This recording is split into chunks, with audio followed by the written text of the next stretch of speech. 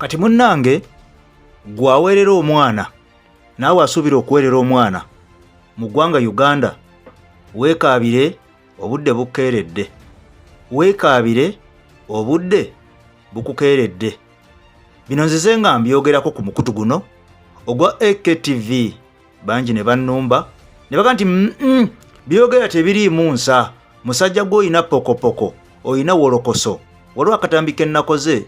akabadde kakwata ku airport wali Entebbe, naye bangi baga nti olimba. Naye ebiseera ebisinga tukola obutambi buno nga tumaze okubeera nga tunoonyereza, oba oliawo ne tukola ne research amala okubeera nga tubawawaako ono. Kale munnange gwampuliriza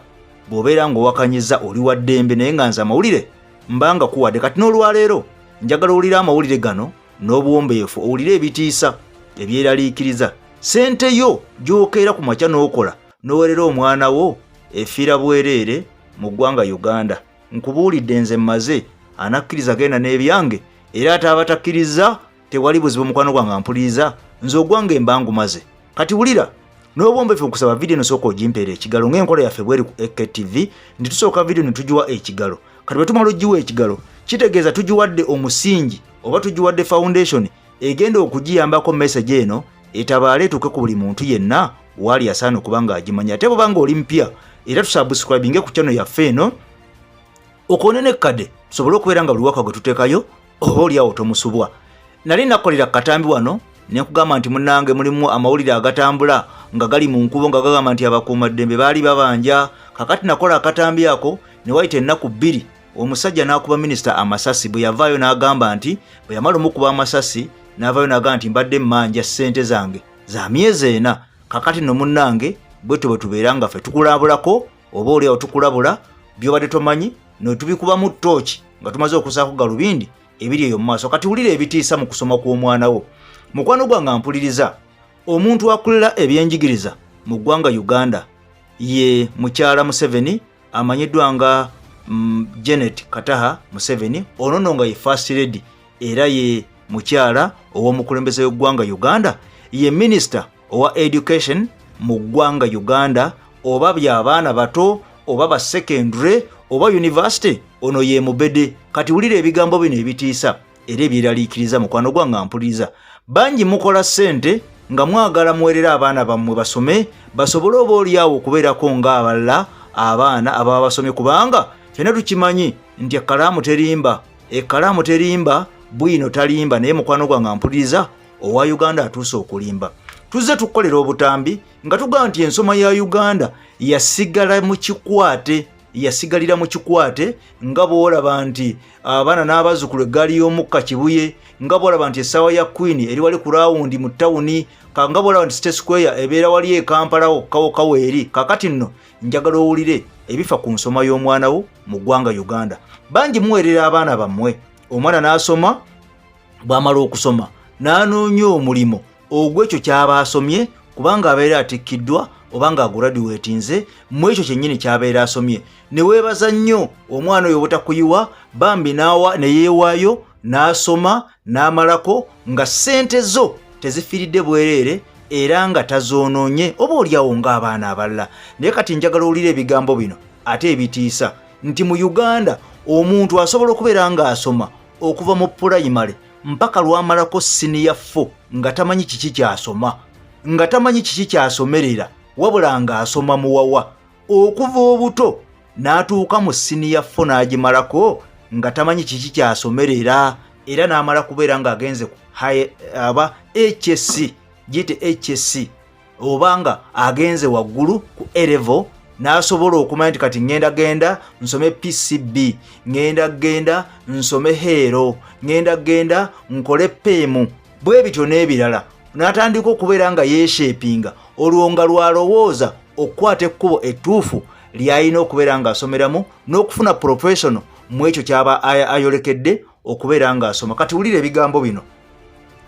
Omuyizi omu okuva mu university ey'e Makerere, ono yakawaŋŋamudde mukwano gwange ampuliriza. Jjukira nti Uganda naddala amasomo gano agawaggulu bakozesa kye tuyita NCHE oba giyite National Council for Higher Education mu ggwanga Uganda. Kakati omuyizi omu okuva mu Makerere University, jjukira nti university eno yesinga okubeera ennene mu ggwanga Uganda oba oliawo era emanyikiddwa ne mu East Africa ne mu Africa yonna era yabeerako n'ennamba emu mu myaka eyo egy'ensanvu mu mawanga ga Africa nga y'ennamba emu ng'esinga ne university ez'omu ggwanga erya Nigeria ze tutenda oba South Africa naye kakati yagwa yasereba baagiyitako dda kakati munnange omuyizi omu okuva eri Makerere University ono mukwano gwange yamaliriza n'afuna diguli ye omwaka gwali gwa 2018 bw'amala okufuna diguli ye mwaka gwa 2018 era nga diguli eno mukwano gwange ampuliriza yagifuna mu Bachelor of Biomedical Laboratory and Technology kanjikuddemu yafuna eddiguli wali Makerere ku University mu Bachelor of Biomedical Laboratory and Technology kakati ono n'asalawo munnange oluvannyuma lw'okufuna eddiguli eyo ayongerezeeko okubeera nga emisomo gye agyongererako ddala ng'akosa university ez'ebweru ayongereko ku bukugu kakati ono yakola kituyita application oba yasaba mu university ey'e Bungereza oba gye muyita London UK mu university emanyiddwa nga University of Bristol UK ono yakola application era n'asaba bamukkirize munnange agenda ayongere ku misomo gye kubanga Makerere yali amaze okubeera ng'afuna eddiguli ye ng'agikoonodde naye munnange ono bw'amala okubeera ng'asaba Bungereza tebaali babi munnange bamuddamu bulungi nnyo ne bamugamba katumale okwetegereza empapula zo tulabe ki ky'osabye tulabe na ki kye wasoma era wa gye wasomera kaakati kigambibwa okusinziira ku nsonda ezeesigika ampuliriza nti abasajja bano baagenda okutunula munnange ku pulogulaamu y'omusajja ono kwe yasomera ng'ebintu bye yasoma byaggwako dda bwe liba ddagala nga liri expired era nga bw'olimira ofa bufi bw'obanga osimattuse ng'ogweddalu pulogulaamu kwe yasomera yali ya mwaka 2010 era nga pulogulaamu eno yali erina okubeera nga etandika 2010 eggweko 2015 olwo ng'ebeera expired kyokka ate kikulaga nti omusajja ono we yasomera Makerere ebintu bino ebyali ebyokusoma 2010 paka 2015 bo baabisoma ne mu mwaka 2018 ebintu nga byayitako dda emyaka 3 nga byaggwako dda tebikyasomebwa nga byazingibwako dda ne bisuulibwa mu kasero kyokka nga Makerere University munnange bye basoma era omusajja ono munnange aba university eno emanyiddwa nga Bristol University baamuzzemu ne bamugamba nti munnange we yaveresole kirungi wasoma wafuna ne diguli naye obuzibu bw'olina tetusobola kubeera nga tukuwa ekifo kubanga ebintu bye wasoma byayitako dda emyaka 3 emabega kyokka bye mukyasoma e Uganda kitegeeza nti university yammwe eri myaka giri gy'aba Stone Age egy'emabega bye musoma byaggwako ddala abantu tebakyabisoma era tetuyinza kubeera nga tukuwa ekifo kubanga kiraga nti bye wasoma tebituukagana na mutindo gwa university yaffe ey'e Bungereza oba university endala zonna munnange mu Europe oba mu university endala zonna nga bwalaba ez'e Nigeria oba South Africa oba munnange mu Asia amawanga agamu agalina university ebintu bye baavaako edda munnange ffe bye tukyasoma era omuvubuka ono kigambibwa nti tebaamuwa kifo ne bamugamba nti ddayo osome ebintu ebiriko kitegeeza aba alina okuddayo Makerere ataddemu asoma emyaka emirala 3 ng'asoma ekintu ekiri current wamala okubeera ng'akimaliriza olwo asobole okubeera ng'atuukagana n'omutindo ogw'ensi yonna ogwa university zonna eziriko munnange ebintu bye basoma kale nno ky'olina okubeera nga omanya kugambye nti omuntu akulira ebyenjigiriza mu ggwanga Uganda ye mukyala amanyiddwa nga Janet Kataha Museveni ono nga ye first lady w'eggwanga Uganda era ye mukyala ow'omwami Museveni munnange president w'eggwanga Uganda be bakwasaganya ensonga eno naye nga munnange okusinziira ku mawulire agava munnange e UK ku University of Bristol balaga nti e Uganda abantu ebintu bye basoma byebiri ebyedde ebyaggwako edda era ng'ono bwe otutte empapula zo mu mawanga nga Bungereza ng'olina eddiguli yo tosobola kubeera ng'ofuna omulimu guno gwasomerera kubanga ebintu byewasomerera byaggwako dda kitegeeza nti n'ebikozesebwa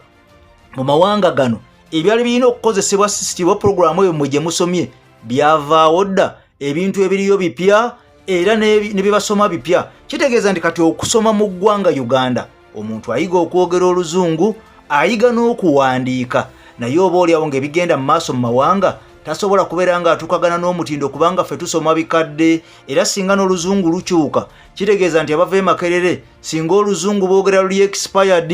singa bye bawandiika bikyuka singa bava Makerere bye bawandiika biba expired naye oluzungu n'okuwandiika tebikyuka bisigala bye bimu ebyo byo bavaayo babiyize naye nga bye basomye munnange byaggwako dda nga ne bwagenda e Bulaaya tasobola kubeera ng'afuna omulimu ogw'ekyo yasomerera e Uganda era kyovola nti bannayuganda bangi abalina amadiguli abagenda e Bulaaya eyo mawanga ag'ebweru emirimu gye baasoma si gye bakola bakola mirimu gya wansi nnyo be bakola ng'obulogoyi naye nga munnanga amadiguli bagalina naye ensonga eva ku ki nti bye baasoma bibeera tebirina mutindo ogweri e Bulaaya kati nze Eke Master okubeera nga mbadde okubeera nga nteekako galubindi okukubira tochi n'okubeera nga ntolontoka mu nsonga zino obeere ng'oziyitamu ng'ozimanya nti weerera omwana wo naye nga by'omuweerera biri expert kale bw'ayagala okulaba firimu y'Ekinnayuganda ey'omutawaana teekamu kye tuyita akatuubagiro ku Bugawood Films